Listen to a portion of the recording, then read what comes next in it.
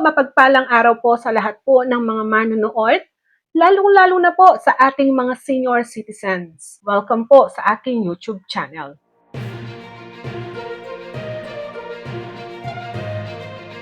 Alam niyo po ba, ang NCSC ay naging attached agency po ng DSWD.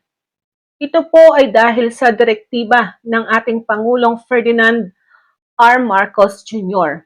Ito po ay sa pamamagitan ng Executive Order No. 9 na kung saan ang NCSC po ay magiging attached agency po ng DSWD. Ang layunin po ng executive na ito ay para mas lalo pong ma-enhance, mapaganda ang mga programa at mga serbisyo po na para lang po sa mga senior citizens.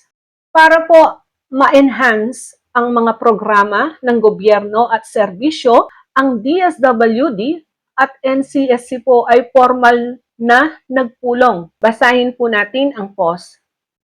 Marking the transition, the DSWD and NCSC held their first National Assembly on Monday, October 6, 2025, to align policies and strategies for the integrated delivery of services to the elderly sector. Ang dalawang agency po ay nagkaroon po ng pagpupulong para may align po ang mga policies o pulisiya at strategies para ma-deliver po ng maayos o coordinated ang mga serbisyo na para po sa mga senior citizens. Sa pagpupulong po na ito ay napakahalaga. Dito po pinag-uusapan yung mga policy, kung ano po ang magiging magandang policy at mga strategies po na gagawin nila para mas lalo pong ma-enhance ang mga programa o mga serbisyo na ibinibigay po sa mga senior citizens. Alam naman po natin, ang DSWD po ay batikan na sa ganitong gawain.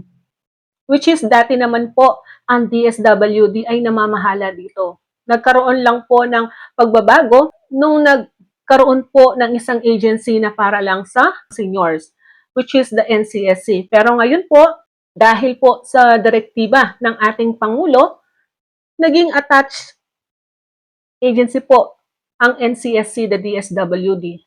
Ibig pong sabihin nito, mas yung mga resources na meron ang DSWD, administrative approach, mga strategies, magagamit po ng NCSC para mas lalo pong mapagtibay at ma-enhance po ang mga programa at mga serbisyo para sa mga senior citizens. DSWD Undersecretary Fatima Aliyah Dimaporo expressed optimism that the new arrangement will ensure a more unified approach in addressing the needs of senior citizens.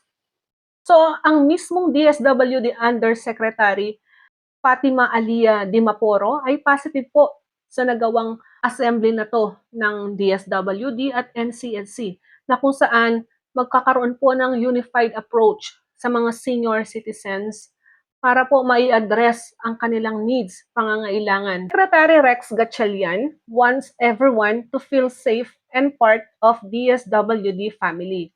Dimaporo said, adding that the agency will work closely with the NCSC to streamline and strengthen programs for senior citizens.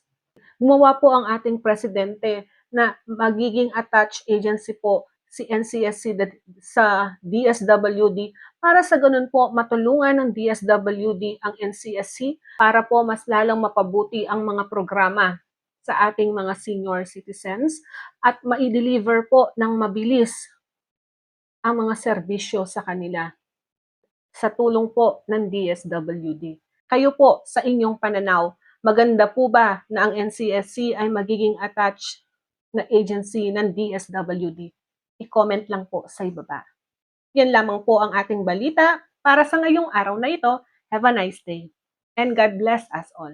Ito po ang inyong lingkod, Pro Information Hub.